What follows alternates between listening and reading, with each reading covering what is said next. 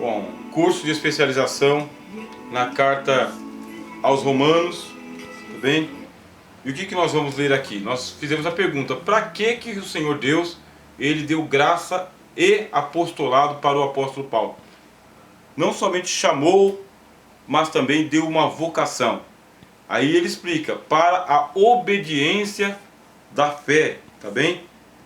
Tudo que Deus faz, meus irmãos, é que nem uma engrenagem, tá tudo conectado, tá bem? Não é para se desperdiçar nada. Ele dá uma vocação. A gente vai até discutir aqui, se vocês quiserem, a gente discute se dá ou se não dá para escapar da vocação de Deus. Então, ele dá uma vocação. Aí quando ele dá esta vocação, tá bem? Ele faz um chamado eficaz. Esse chamado eficaz do Senhor Jesus para o Evangelho quer dizer que ele não pode simplesmente ser rejeitado. A gente já discutiu isso aqui em aulas anteriores. Não dá simplesmente para ficar esperando uma decisão sim ou não. É o sim. O apóstolo Paulo fala: por ele nós temos sim e o amém. Bom, então ele chamou o apóstolo Paulo. A Bíblia diz que ele mesmo diz o seguinte: que ele foi separado para o Evangelho de Deus. Ele foi separado para o Evangelho de Deus e agora deu o apostolado para ele, para a obediência, versículo de número 5, a obediência da fé. A fé, aqui, a fé do Novo Testamento, a fé do Antigo Testamento, a fé dos Evangelhos. Da mesma maneira como a graça de Deus ela é multiforme, também a fé ela é multiforme.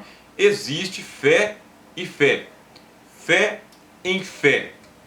É uma só. Deixa eu explicar um problema teológico, tá? Talvez os irmãos consigam anotar aí o problema teológico. Deus só tem um atributo, tá? Deus só tem um atributo, que é a sua divindade. Esse atributo que é a divindade, dentro do atributo da divindade, existem os outros atributos, tá? Então, quando vai se manifestar, os atributos eles são múltiplos. Então, de cima para baixo, os atributos são múltiplos. Mas de baixo para cima vai se afunilando e fica num atributo só, que é a sua divindade. Por quê, meus irmãos? Porque nós não podemos dizer que Deus é santo, mas não é justo. Ou que não existe santidade na justiça, ou justiça na santidade. Deus é justo e santo. Por que nós dividimos em dois atributos, santidade e justiça? Didática, bem? Divisão didática. Então Deus é justo, Deus é santo, Deus é bom, Deus é longânimo. Não são quatro atributos, é um que se manifesta de quatro maneiras diferentes. Então, conforme vai descendo, se multiplica, conforme vai subindo, se unifica. Ponto. O que acontece com a fé? A fé é uma só. E o apóstolo Paulo vai dizer para nós na carta aos Efésios: não vem de vós. A fé não brota no coração. Tá bem? A fé não brota no homem. Não vem de vós, diz o apóstolo Paulo na carta aos Efésios. Ué, como assim? É dom de Deus. Junto com a graça, que é uma só, a fé é uma só, e a Bíblia diz: é dom de Deus, não vem das obras, para que ninguém se glorie. A fé não pode ser provocada de fora para dentro, meus irmãos.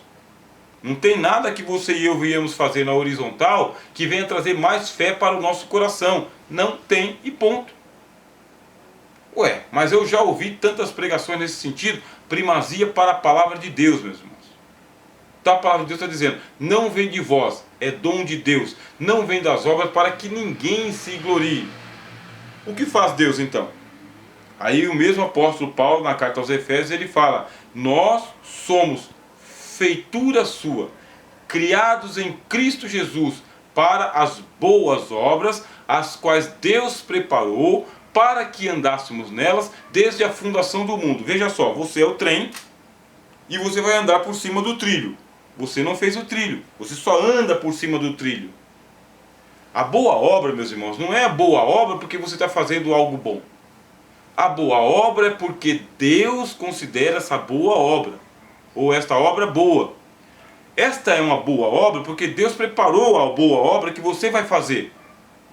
O que Deus preparou para o apóstolo Paulo? O apostolado. O apostolado para os gentios. O que Deus preparou para o apóstolo Pedro? O apostolado para os judeus. Então, a mesma graça que para Paulo o ensinava a pregar para os gentios, ensinava o apóstolo Pedro a pregar para os gentios, os judeus. É uma graça só, de multiforme maneira, de multiforme manifestação. Vocês estão entendendo, meus irmãos? O apóstolo Paulo vai dizer: Deus é o que opera em vós, tanto o querer quanto o efetuar, segundo a sua boa vontade. Existem boas obras que você vai fazer. Essas suas boas obras não é para trazer fé, mas é porque você já tem fé. E tem fé por quê? Porque Deus lhe deu. Se Deus não lhe dar, você não consegue ter fé. E olha lá, o autor aos Hebreus vai dizer: sem fé não se agrada a Deus. É impossível agradar a Deus sem fé. E para agradar a Deus, você só consegue agradar a Deus com a fé que Ele te deu. Então, quando você tem a fé em Deus que Ele deu para você, é uma fé pura. Pronto. Agora que Ele deu a fé, para que Ele deu a fé? Aí o apóstolo vai dizer: Deus deu a fé para a obediência. Então, a obediência da fé. Versículo de número 5. A fé ela vai exigir posturas. Aí nós vamos para o apóstolo Tiago. Tá bem? É bom a gente fazer esse curso de especialização, porque a gente pode mexer com várias fontes, tanto as fontes teológicas quanto as fontes escriturísticas da Bíblia. Nós vamos para o apóstolo Tiago. O apóstolo Tiago ele vai trazer para nós a outra manifestação da fé. Então Paulo fala da fé de um prisma, de uma natureza, de um jeito, e o apóstolo Tiago fala da fé do outro prisma, do outro ponto de vista, dizendo: tu tens fé? Muito bem, mostra-me a tua fé sem as tuas obras, e eu lhe mostrarei a minha fé pelas minhas obras. A fé que Deus dá, meus irmãos, é para que você opere, para que você labore, para que você ponha em prática. Ela precisa trabalhar. Você já tem a fé. Na primeira carta aos Coríntios, capítulo de número 13, o apóstolo Paulo fala: ainda que eu tivesse fé suficiente para transportar montanha para os meios dos mares, quer dizer que a fé, ela tem que trabalhar. A fé é para a obediência. Aqui na carta aos Romanos, no capítulo de número 12, o apóstolo Paulo fala: se você vai profetizar, você pode profetizar, mas profetiza segundo a medida da fé. Porque a fé tem medida. Tá bem? Então a fé tem medida. Nem todo mundo tem a mesma fé. Tem esta fé que é do tamanho de um grão de mostarda. Tem essa fé do apóstolo Pedro que faz com que ele saia do barco e vá até o Senhor Jesus andando por sobre as águas. Mas tem a falta de fé também, que não permite a pessoa nem sequer expulsar os demônios, como foi o caso de Mateus 17, em que a geração incrédula e perversa não conseguia crer no poder de Jesus para expulsar demônios. Então a fé, ela tem pernas, braços, voz, olho, coração. A fé se movimenta, e é por meio da fé, meus irmãos, que nós vamos fazer as obras que Deus preparou para que nós as fizéssemos antes da fundação do mundo. O autor aos Hebreus, pelo Espírito Santo, escreveu um livro, um capítulo inteiro. Vai lá e leia, meus irmãos. A gente pode até ler, vamos aproveitar aqui que a gente está com a graça de Deus nos assistindo. Vamos lá. O autor aos Hebreus, capítulo de número 11.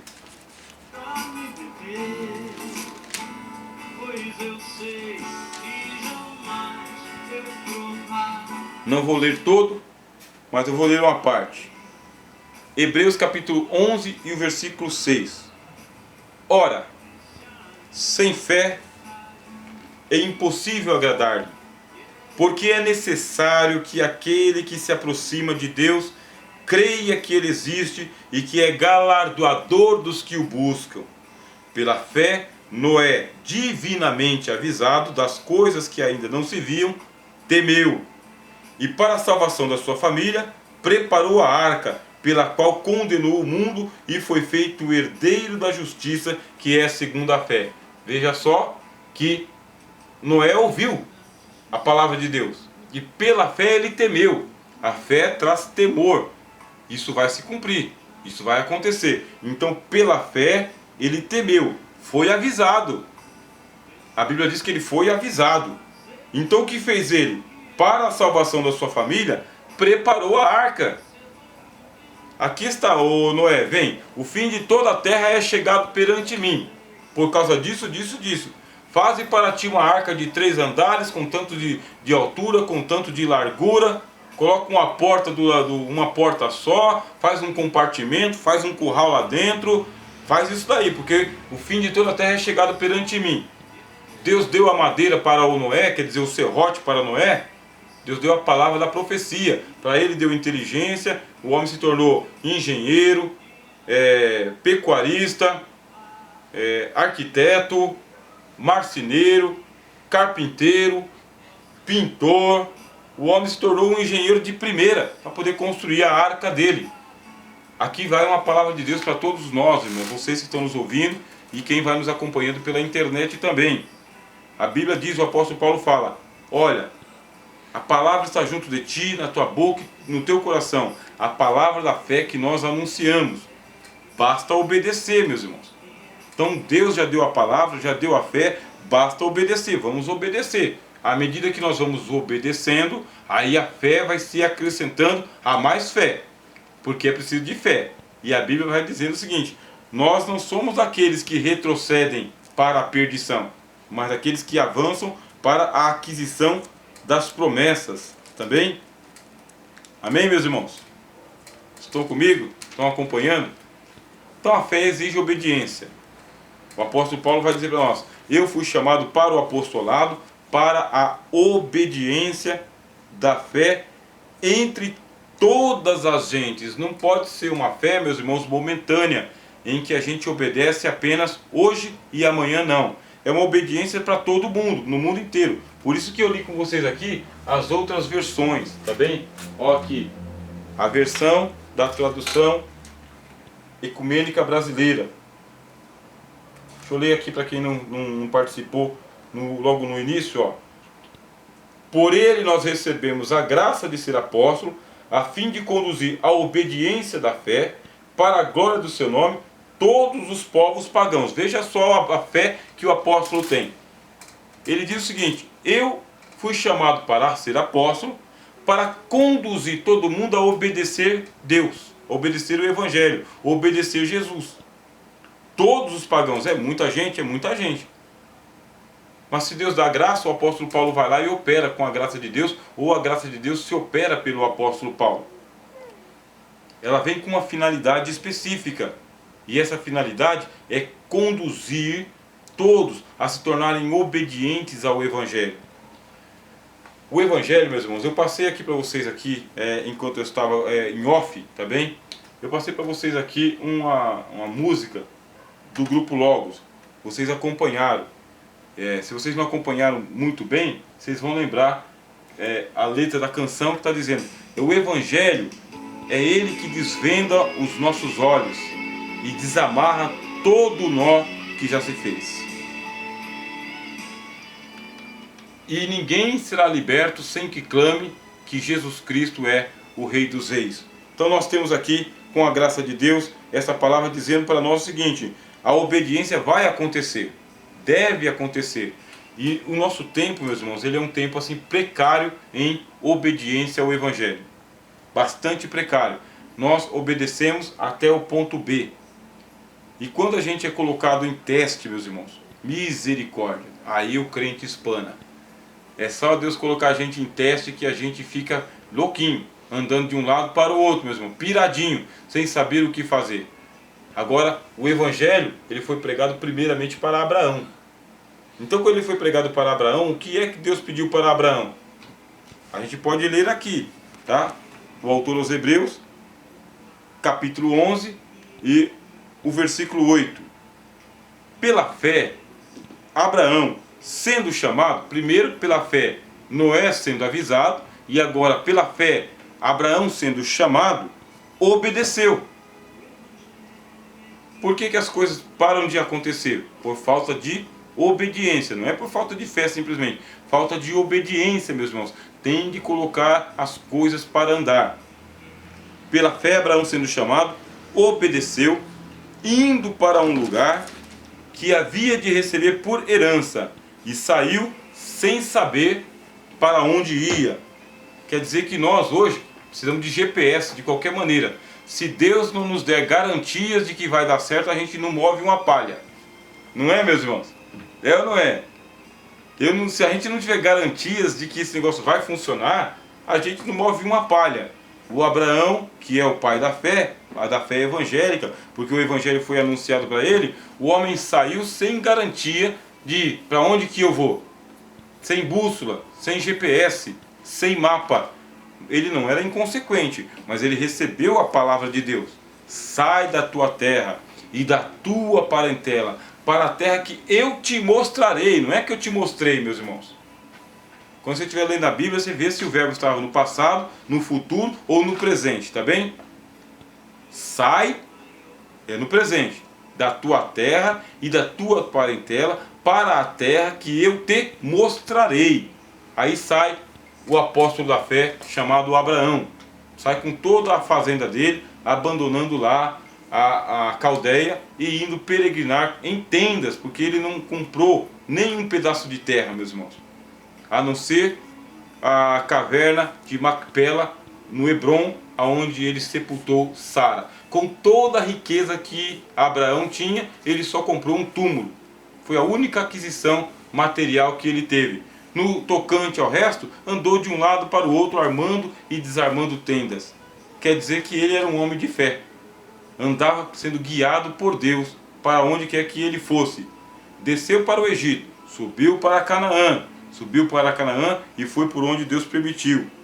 A Bíblia diz: pela fé habitou na terra da promessa, como em terra alheia, morando em cabanas com Isaque e Jacó, herdeiros com ele da mesma promessa, porque a fé faz discípulos. Tá bom, meus irmãos? A tua fé é responsável em fazer discípulos. É importante a gente manter a fé nas Escrituras, é importante a gente manter a fé no Evangelho, porque as pessoas que te ouvem, as pessoas também terão a sua fé animada, meus irmãos.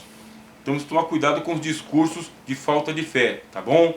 Tem muita gente desanimado com as lideranças eclesiásticas, desanimado com os acontecimentos políticos, desanimado com os desaforos que anda recebendo. Transmite esse desânimo para outras pessoas e faz discípulos para sair da presença de Deus. Faça o contrário, a fé faz discípulos. Quais são os discípulos de Abraão? Isaque e Jacó. Do jeito que o homem morou em tendas, Isaque e Jacó também moraram em tendas. Eram herdeiros da mesma promessa, porque a nuvem é para todos nós, meus irmãos. Então nós vamos fazer exatamente isso. Com a palavra da fé em nossos corações, nós vamos transmitir o Evangelho. A tribulação que você está passando, coloque nas mãos do Senhor, confia no Senhor, porque Deus vai te enviar consolo. Amém? Pela fé, a Bíblia diz: porque ele esperava a cidade que tem fundamentos, da qual o artífice e construtor é Deus. O que a fé faz? Esta fé que exige a obediência. Esta fé que exige obediência, ela vai colocar você diante do próprio Deus. Eu já citei para os irmãos e vou voltar aqui a citar, porque a ocasião é oportuna. Quando vocês puderem comprar algum livro de Søren Kierkegaard, vocês comprem, tá bem? Eu tenho esse daqui, Paixão pelo Paradoxo, tá bem? Esse Paixão pelo Paradoxo, ele foi escrito por Ricardo Quadros Gouveia. Então o livro é muito bom. O autor fala sobre os problemas de fé que Søren Kierkegaard tinha. Kierkegaard tinha várias crises de fé. Por que várias crises de fé? Porque ele era um homem apaixonado pelas Escrituras, ele era um homem apaixonado por Deus, apaixonado por Jesus e pelo Evangelho, mas ele era um homem que ele tinha altas crises existenciais. De vez em quando você vai entrar em crise, irmão e irmã. Aliás, quase sempre você vai entrar em crise. E para que servem as crises? Estude um pouquinho sobre a teologia da crise, tá bem? Curso de especialização na Carta aos Romanos, estude sobre a teologia da crise. A crise é um instrumento de Deus para o seu crescimento. Tua fé entrou em crise. Por quê? Porque quando você era menino, pensava como um menino, discorria como um menino, andava como um menino. Mas agora você está chegando a ser adulto, homem, precisa acabar com as coisas de menino.